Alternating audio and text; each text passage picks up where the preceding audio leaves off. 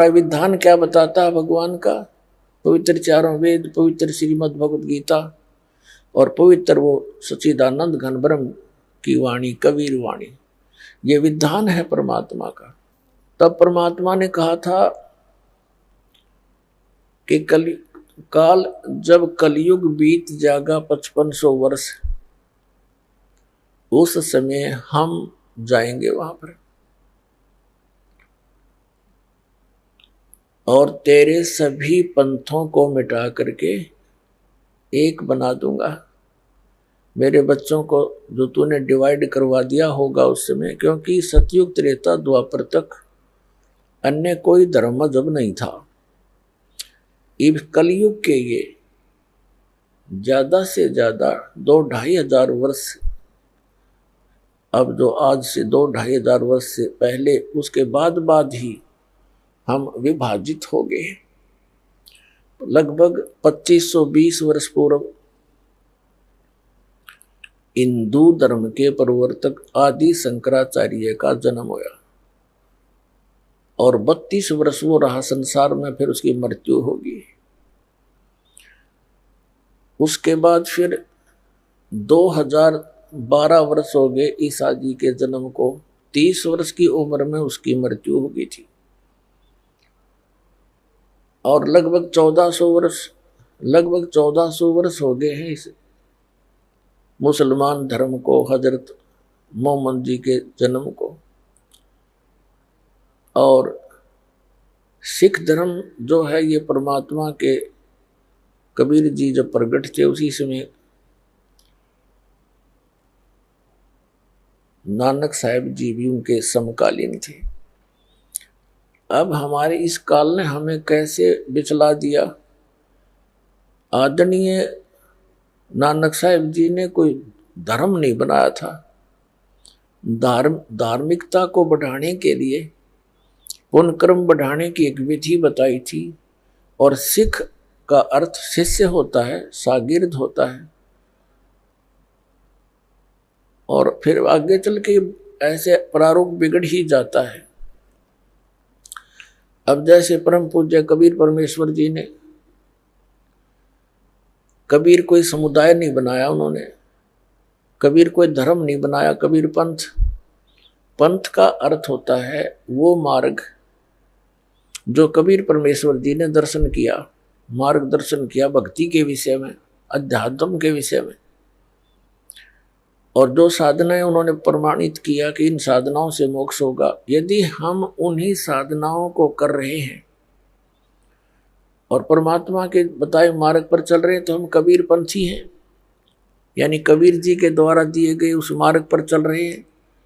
और यदि हम उस मार्ग पर नहीं चल रहे हैं, वही साधना नहीं कर रहे हैं, उसी तरह हम अपनी क्रियाएं नहीं कर रहे हैं, तो हम बेसिक कबीर पंथी कहलाते हैं। हमारा पंथ कबीर जी वाला नहीं है, हम विपरीत मार्ग पर चल रहे हैं, कह रहे हैं कबीर पंथी।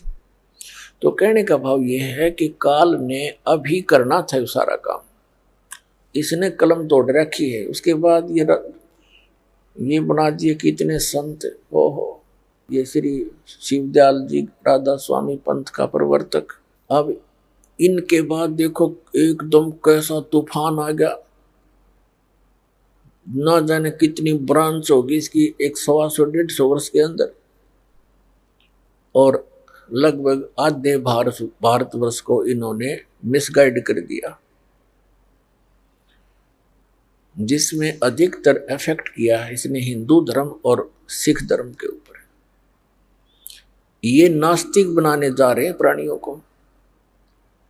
ये कोई क्रिया नहीं बताते, आंख मीच कर बैठ जाओ 2.5 घंटे सुबह, 2.5 घंटे शाम, और नाम 5 काल के, और कुछ नहीं करना, ना कोई जोत लगानी, ना कोई धर्म भंडारा।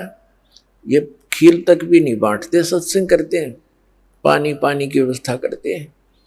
इन्हें तो भट्ठा बैठा दिया मनुष्य मानव जीवन का।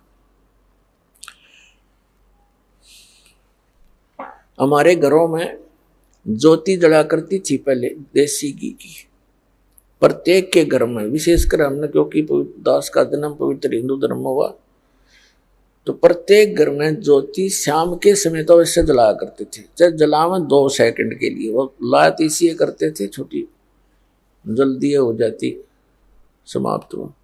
लेकिन कुछ न कुछ क्रिया धार्मिकता का यथार्थ मार्ग था, वो भी न भट्ठा बैठवा दिया, बंद करवा दिए। अपने आत्माओं, ये धन धन सतगुरु सच्चा सौदा सिरसा वाले जो कि तुम सेम प्रणाली समझ लो भाई। ये बालयोगेश्वर बोल रहे हैं जो अमेरिका में रहता है, उसका एक भाई सतपाल जी है यहाँ भारतवर्ष में। इनका किसी का सिर पैर नहीं, सारे श्राद्ध निकालने हुए भूत पूजा बताओ जो आम व्यक्ति कराया करता, जैसे हम पहले करते थे एजिटीज हैं ये। या साराम जी ने कख नहीं पता, मूर्ख बना रहा है इतनी दुनिया ने। 6-7 नाम डाल देता है, सेलेक्ट कर ले जो तुम्हें अच्छा लगे। एक तो ये खुद देता है एक नाम, 100 हमको 2 हिस्से हम कर देता है, 100 बाहर हम भीतर, और बाकी 6-7 मंत्र बोल देता है कि इनमें से जो तुझे अच्छा लगे सेलेक्ट कर ले। अरे भले आदमी, एक डॉक्टर के पास मरीज जाता है और मरीज का अगर 6 कैप्सूल 6 प्रकार की गोली डाल दे, तेरी मर्जी सिलेक्ट कर ले कोई सी, क्या वो डॉक्टर है? मूर्ख बना रहा दुनिया का।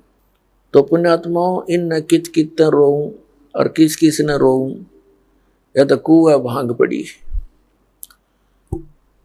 परमात्मा कहते हैं कबीर ये माया अटपटी सब गट आन अड़ी, और किस किस न समझाऊं या कुआ भांग पड़ी।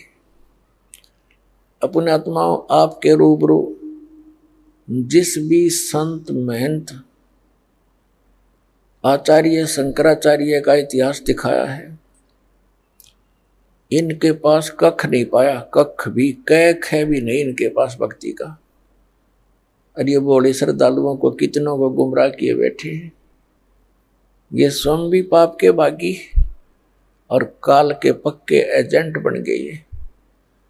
और फिर ये काल कुछ नहीं देगा इनको, क्योंकि इसके पास कुछ पावर नहीं देने का। ये तो नाश कर सके है, जिसका नाम में काल हो गया तो उसके पास रहम कैसे हो सकता है, दया कैसे होगी उसके पास। जैसे कसाई है और बकरे पालता है, उन बकरे बकरियों को भले कितनी सेवा करता दिखाई देता है, उनके लिए सारी सुविधाएं भी उपलब्ध कराता है, लेकिन वो उन पर रहम कैसे कर सकता है? क्योंकि वो तो उसने पाल ही इसलिए रखे हैं कि उनको खावे और बेचे। तो ये जिस लोक में आप रह रहे हो, ये ऐसा लोक उस मालिक का लोक है, इस ईश का लोक है, यहाँ का ये काल मालिक है। तो तब परमात्मा ने कहा था कि जब 5500 वर्ष बीत जाएंगे ना कलयुग के, तब मैं अपना एक, अब परमात्मा इसने साची थोड़ी बताओ थी, इस नालायक थी। पहले कहा कि मैं स्वयं आऊंगा, और फिर कहा कि मैं अपना एक महापुरुष भेजूंगा और उसके पास शब्द शक्ति दे दूंगा, तो उसके निकट नहीं आ सकेगा। तो फिर परमात्मा ने कहा था कि जब वो कलयुग का समय आएगा, उस समय तक तू कर ले जो तूने करना है। तो तब इसने कहा था कि जब तुम्हारा वो 5500 वर्ष कर कलयुग का आएगा, उससे पहले तो इनको ऐसा कंडम कर दूंगा, या तो भक्ति करना ही भूल जाएंगे। तो नास्तिक बनवाना चाहता सबको ये।